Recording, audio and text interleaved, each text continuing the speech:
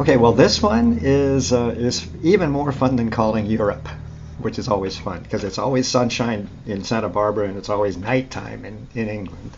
Uh, so that's fun. I'm being facetious, but I'm having a conversation as we speak with Margaret Brandman near Sydney, Australia, where she lives. It's don't ask. It's 11 o'clock or something in the morning tomorrow. From my time the day before in California. So it's marvelous.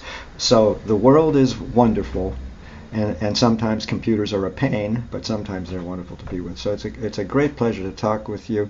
We are going to speak about your CD, not your newest. We're going to mention that in a bit, but your CD, Sensations. Wind, Waves, Birds, and Fire.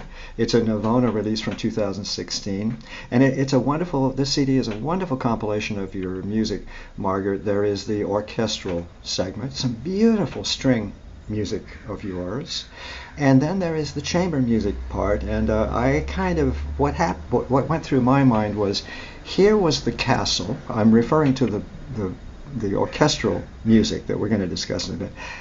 And then there was the jewel box, the little jewel box, somewhere in a corner of the castle, and that is the chamber music. This is just incredible chamber music, and I want the whole world to know about it. So those things we're going to talk about. But I want to start with your immigration, because it has a lot to do with the very title of this CD. You told me a few minutes ago. Your immigration, your family's immigration from Germany to Australia.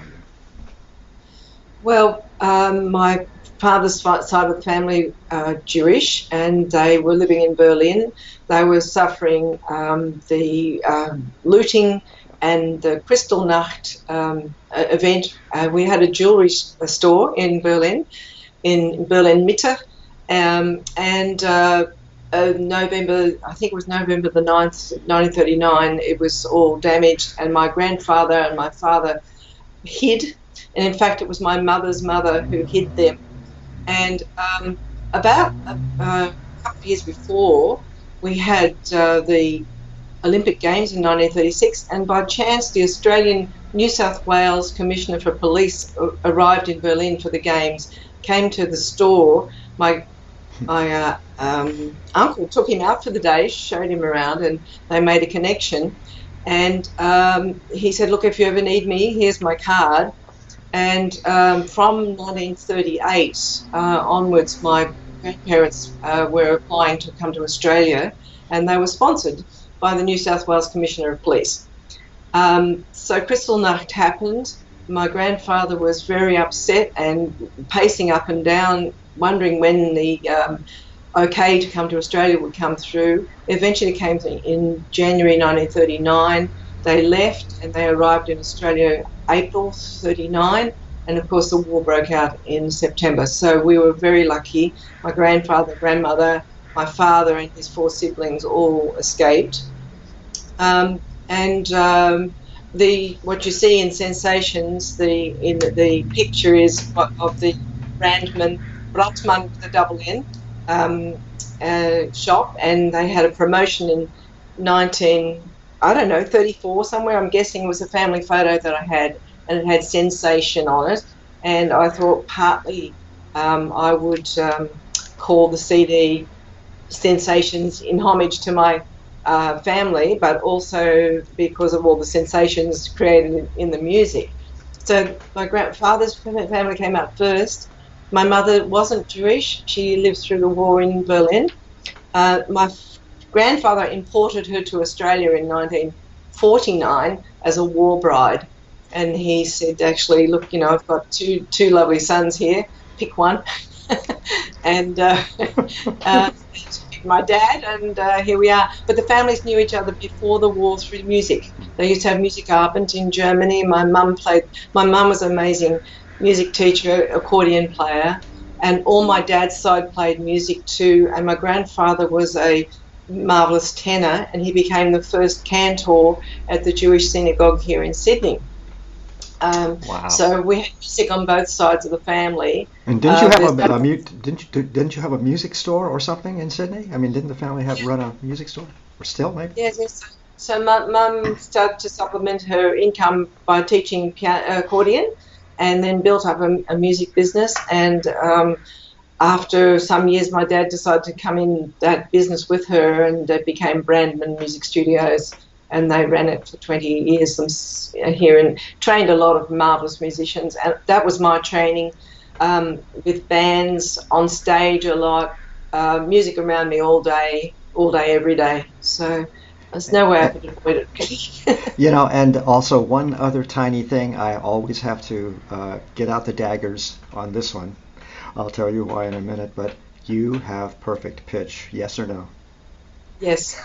So my conducting mentor, Lawrence Layton Smith, also had perfect pitch, and it drove me crazy because he was light years ahead of me when it came to analysis, and he was trying to teach me analysis, and what I heard was gobbledygoosh, and what Larry heard was things. But he said there was a curse, and I always ask people with perfect pitch. He said every sound had a pitch to it, and it drove him crazy. Yes. Well, the thing, of course, with perfect pitch is if you want to transpose, you've got to sort of turn it off.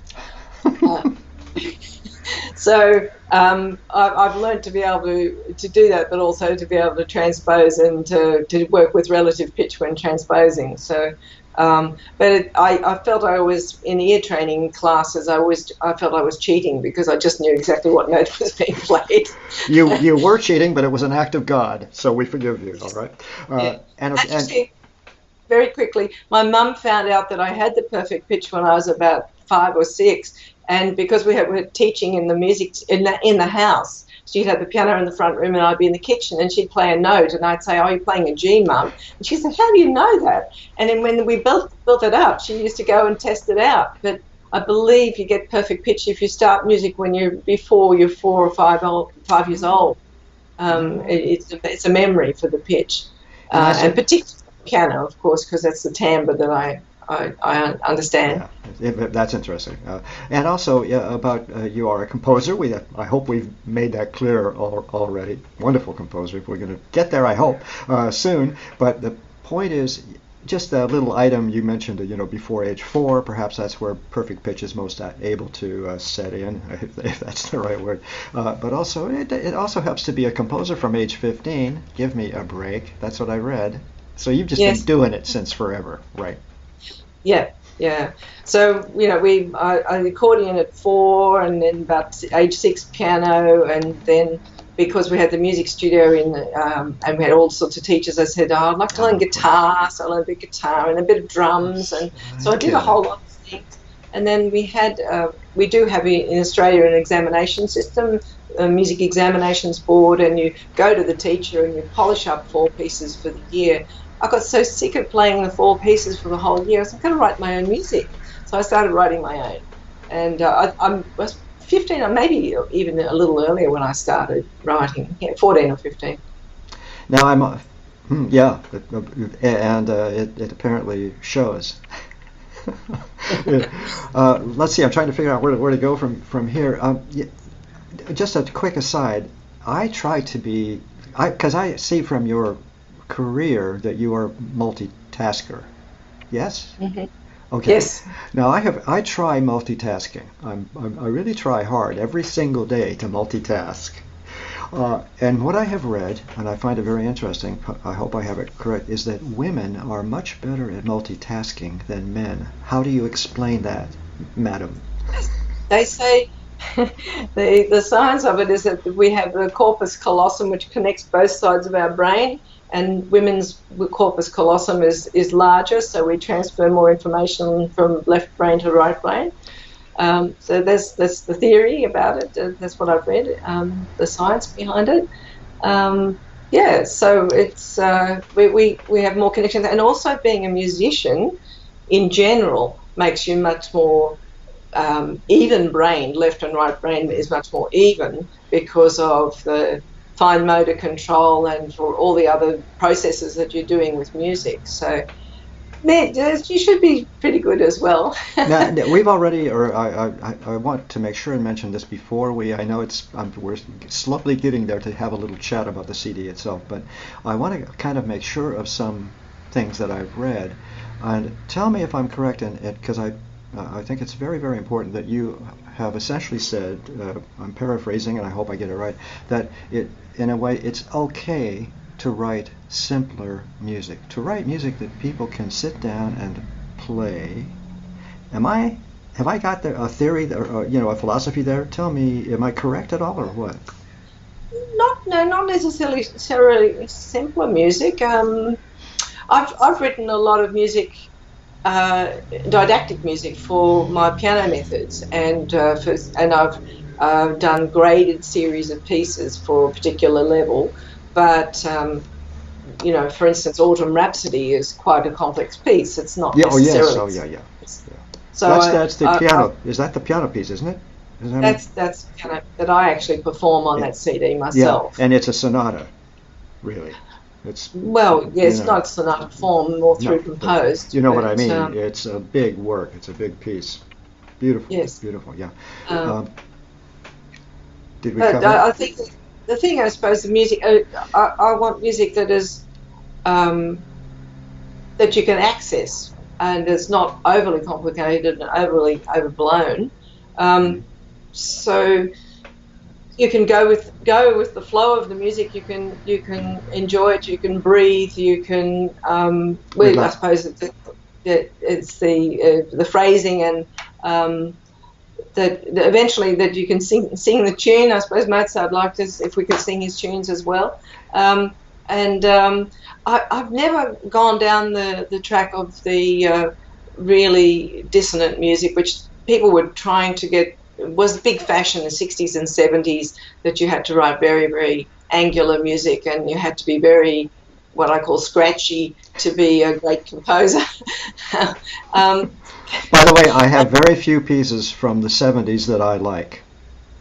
So it was a time, and it was a horribly disjointed time on the planet as well. So I mean, there are certain reasons for all of that, I think, anyway, philosophically. But yeah, wrong direction.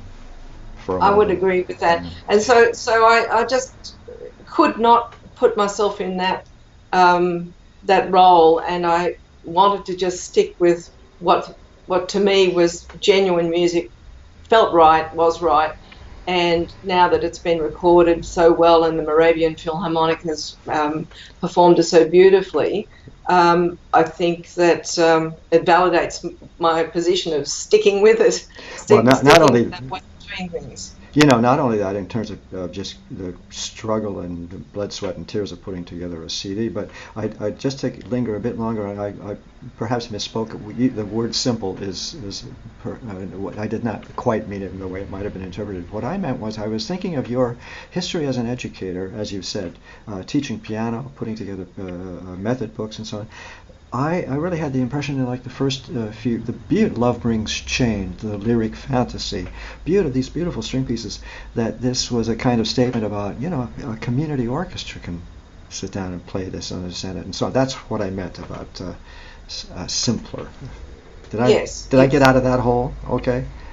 Yes. Okay. Now, on the other hand, we're starting to go through the thing. I'm not going to mention the everything on the CD, but the first half is orchestral music. The second half is chamber music. As I told you, that chamber music glitters like diamonds. It's amazing, wonderful stuff. But on the orchestral half, by the way, how did you make those decisions? I always want to ask, how did you figure out how you wanted to line up this music on your CD? It had been music that I'd been writing over the last, say, 20 years, and I was sort of gathered I suppose the top pieces that I had to make up the 60 minutes or a little longer on the CD. I'd also had a concert a couple of years before where I'd written those violin and piano pieces to be performed, mm-hmm.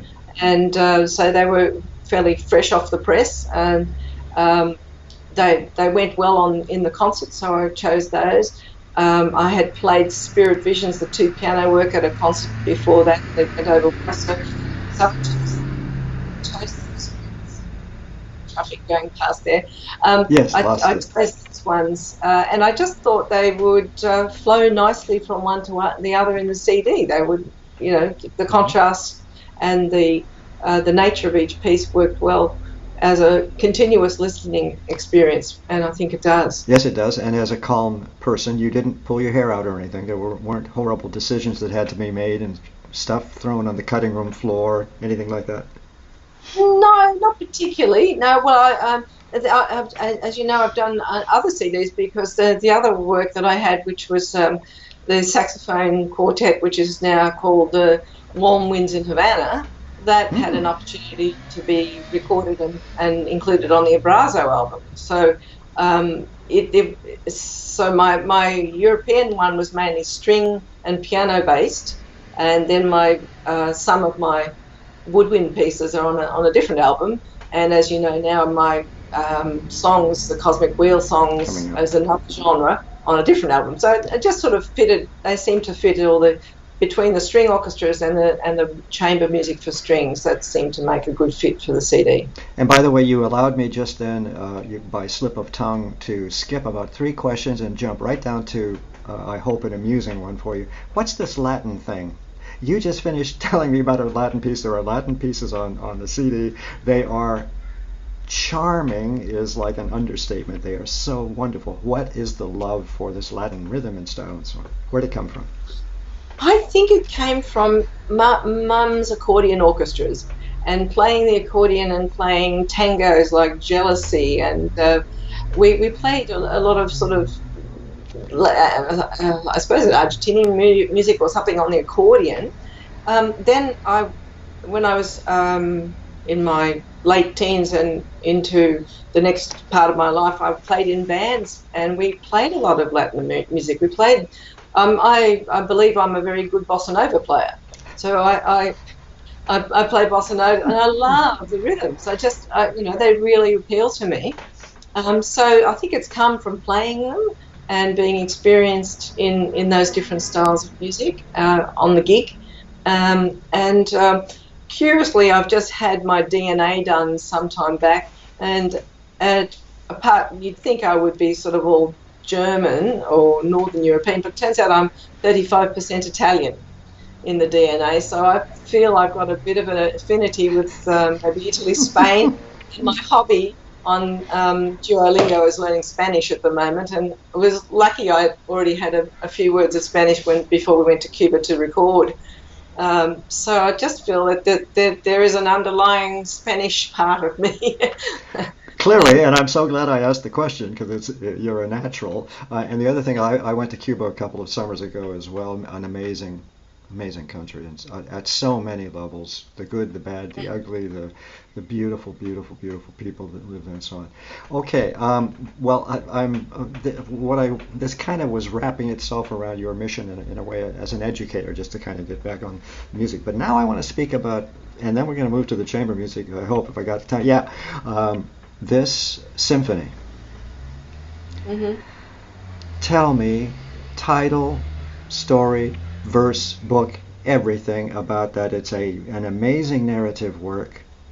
It is, and I'm using the word very carefully, but it too is accessible, and what I mean by that is the highest compliment. In other words, people will very clearly, when they hear the symphony, understand it. And it's a wonderful orchestral work in 3 movements, 3 sections, a great narrative. Your turn, tell us. Okay, so when in the 1990s and early 2000s, I lived in the Blue Mountains in New South Wales, where I raised my children there, and it was in a bush setting. And, just like at the moment, you've got those horrible fires in my part of the road, yeah. We have them in Australia almost every year. We have bad fires somewhere. But I actually experienced it in the house that I was living in, which is in Glenbrook, and we were on a battle axe block halfway down the mountain, in amongst the bush. And in 1994, we had some terrifying fires, and the neighbouring suburb lost about 10 and 12 houses, not necessarily exactly where we were, but the fire was very close. The possums were, trying to escape the fires in the trees just in our little property. We had a half an acre property. And I just felt that all those feelings and emotions around the whole experience, and into 6 months later when the trees were regrowing, was quite a strong feeling for me.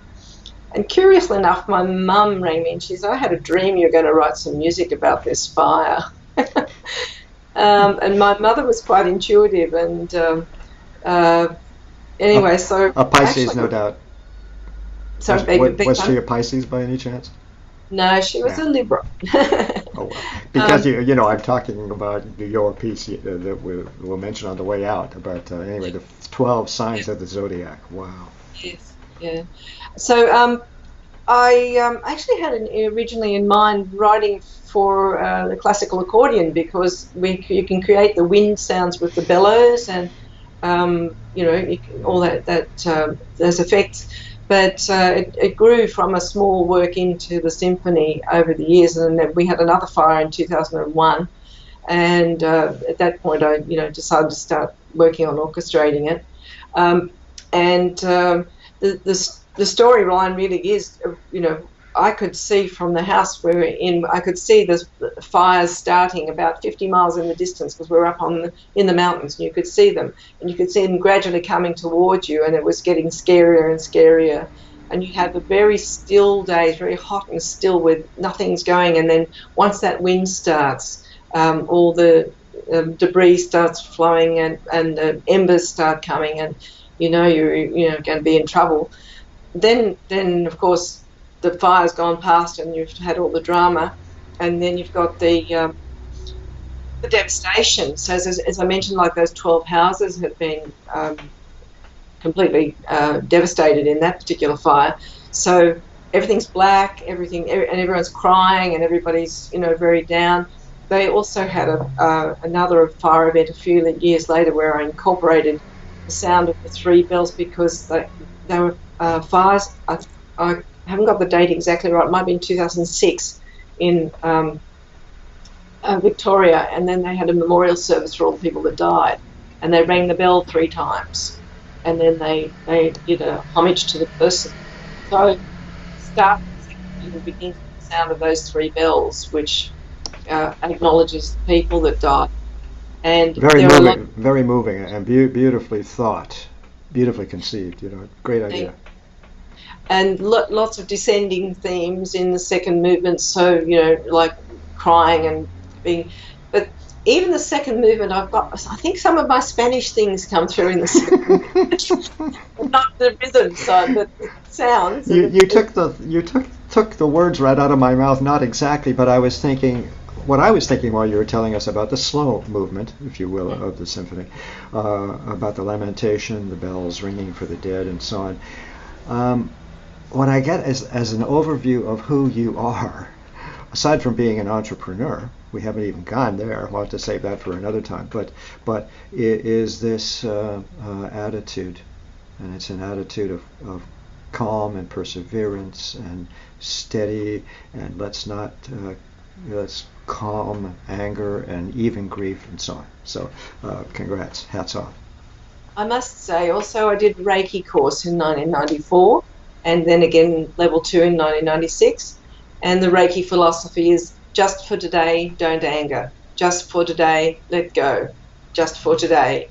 And then you can let the universe organize your life rather than pushing and being stressed. And so I think part of what comes through is my Reiki, which is just in my system. I don't practice it. I'm not a practitioner or anything, but I have it in my hands, and if I want, I have that. So I think that helps, and I think that comes through in a lot of my music. I did write a piece called When Spirits Soar for saxophone and piano in 1996 or 1994 after doing the first Reiki thing, and I noticed my music sort of changed at that time to breathe and to be more expansive.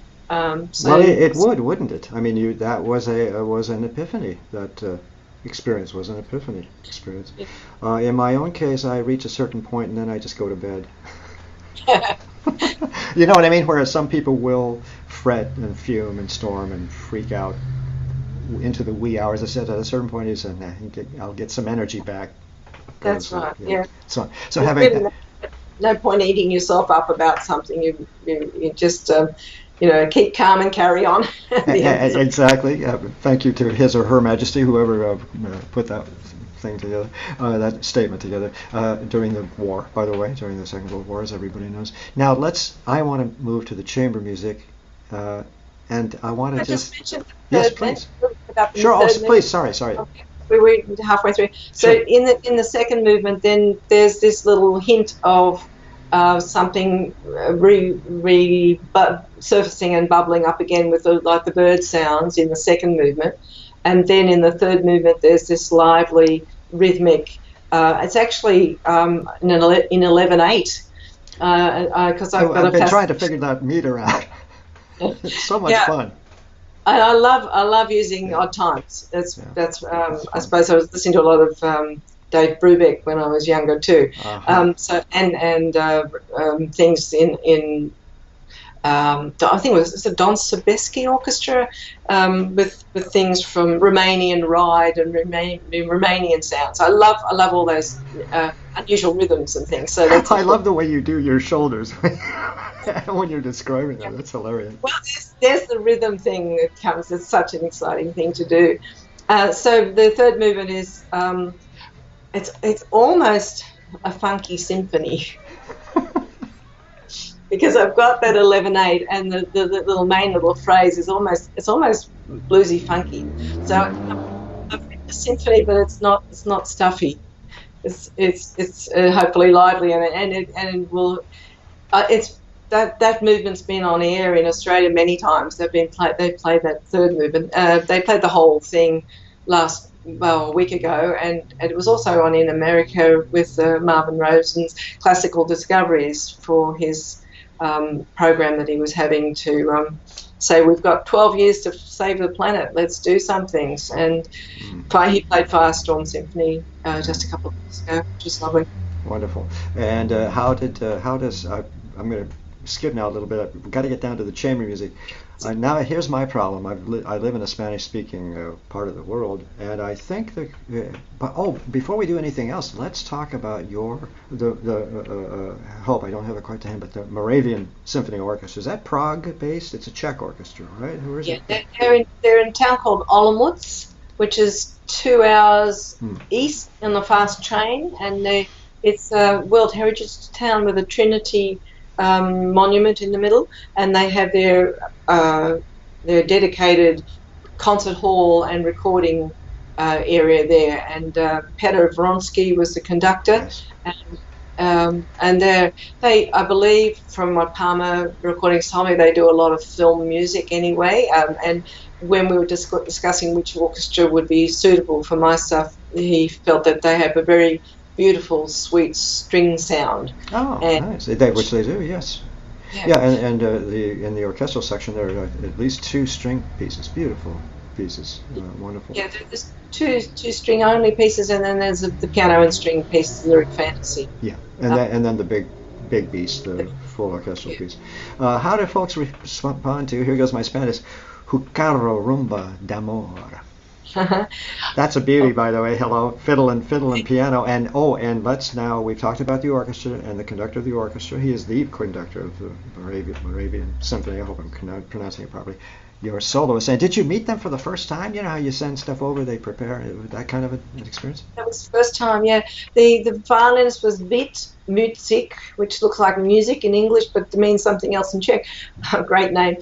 He was the concertmaster of the orchestra, and he and Lucy Kauka performed the violin and piano works. When Petr Vronsky was doing the orchestral works, Vít was sitting with me, and we were working on the scores together, following the scores while the recording was being done. So I had marvelous players do the. Yeah, fabulous musicians, beautiful, and again the selections. I'm glad you pronounced their names. I was puzzled and thought, no, I'm not going to even try to pronounce this pianist and violinist name. Let me just again hope I'm pronouncing things properly. But Binabura Dreaming. Yes. That's like a masterpiece. Hello. For the Wow. repertoire, for the chamber music repertoire, what I'm saying, hello everybody out there who are musicians, pay attention. Here is a ton of fabulous chamber music repertoire for two pianos, for violin and piano. What else? What am I forgetting? Solo piano work. Oh, Autumn, yes, something. Autumn Rhapsody. Thank you. Autumn Uh, Rhapsody was gorgeous, beautiful, and it's it's an extended. It's maybe that's the one I was thinking was sort of sonata in terms of its largeness of form. It's a full-on, beautiful, beautiful piano piece. I mean, it should be much more performed in the repertoire. Thank you very much. Yeah, actually, Palmer's just put out a Spotify playlist for right now, and they've included. It's called Fresh Fall Classical, so they've included Autumn Rhapsody in their playlist Oh, for oh, Spotify, good, good, which makes nice, sense because beautiful, right now. yeah, Yeah. beautiful. Thank you for that. Sure. Well, it's easy. Let's see. We've talked about all of your idiosyncrasies. We've talked about your Latin thing. You know, I mentioned earlier about being an entrepreneur. I mean, your career is not the academic, has not been the academic career, nor could mine ever have been. So believe me, I'm simpatico, and it's hard.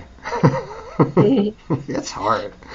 So congratulations, especially as a woman in this world of ours, to have such a success. This will be the give us the title of the third CD that's about to come out. I have it somewhere. Uh, Oh, it's the Cosmic Wheel of the Zodiac. there she Is goes, that? holding up the CD. Come on, come in closer, a little closer. That'll do it. Cosmic Wheel of the Zodiac. Thank you. I remember now. Yeah, Yeah, and that's a song cycle, right? that's correct. Yeah, that was mother of one of my students from many many years ago. We've become very good friends, and her name's Benita Rayner, and she's an astrologer and a poet. And she came to me with the idea of doing a song cycle of one for every sign of the zodiac. And she presented me with such wonderful prose and with such deep meaning and for the for the human condition. Even though you might say I don't believe in the star signs, what she has in the lyrics are everyday things that we all experience. She ends one tune with the words "for true harmony," and she ends another one with "and we'll find ourselves at home with one another." Beautiful, Mm. beautiful sayings in there, and I got very inspired to do the songs for her. And I have a beautiful, wonderful colleague, Martin Cook, who sings in the Bavarian State Opera chorus, and he he contacted me 5 years ago to say, was I related to Joan Brandman? I said yes. I said that was my aunt. And he happened to go to the opera when his singing teacher gave him the ticket to go one day when she was sick, and he sat next to my aunt Joan Brandman at the opera. And he contacted me from Munich. He's an Australian, but he's been living in Germany for over 20 years. And we got to know each other, and he said, I'd like to sing some more Australian songs. So I have written quite a number of songs for Martin, and he came to Australia and we did a launch, and I had the whole song cycle ready for him as a solos in 2016. And we did a wonderful concert together here at the Sydney Conservatorium in the concert hall. And then I thought they went over very well. I would make them choral pieces as well. I was So going to ask because it's the Prague Chamber Choir, something like that, is yes, on that CD. Yeah. so that particular CD has both solo versions, some duet versions, and all choral versions of all 12 songs. So two versions of each song, which each one Nice. is. Once you set it for choir, you get all the different ambience, and then you can work with the chords and the harmonies and get some beautiful sounds for the extended for voices, and but even the solos have as well. Themselves are very strong. So, Well, we so lost they you can. just a little bit there, which is a perfect opportunity to say we better quit because we're getting on Okay. 35 minutes. Let's just do a little rundown because I forgot to mention that I am going to put up my remarks about the CD. I'm going to put up our video interview at performingartsreview.net. That's my website for these sorts of things. Margaret is going to have her own page with sensations Wind, Waves, Birds and Fire. This wonderful CD is going to be there with excerpts and audio and click to buy and all that good stuff. I think your book even didn't, or have I got somebody else? Yeah, maybe I something have else. somebody else. So sorry. So forget the book. I've written many music books, but Oh, there you go. Anyway, it'll be chock and block the site, so I can't wait to get it up as quickly as I can. Then I'll follow with my remarks. But again, we just talked about her CD, Sensations, Wind, Waves, Birds, and Fire, and we've had a wonderful talk about the real meaning of that CD. It's a release by Navona. They put out wonderful releases of chamber music, released in 2016. This is part orchestral, part chamber music. Wonderful material. Hello, everybody, pay attention. Come to my website when I can snag you and have a look. Especially the chamber music, incredible. And there's the string pieces are they public domain? Can you run out and buy them?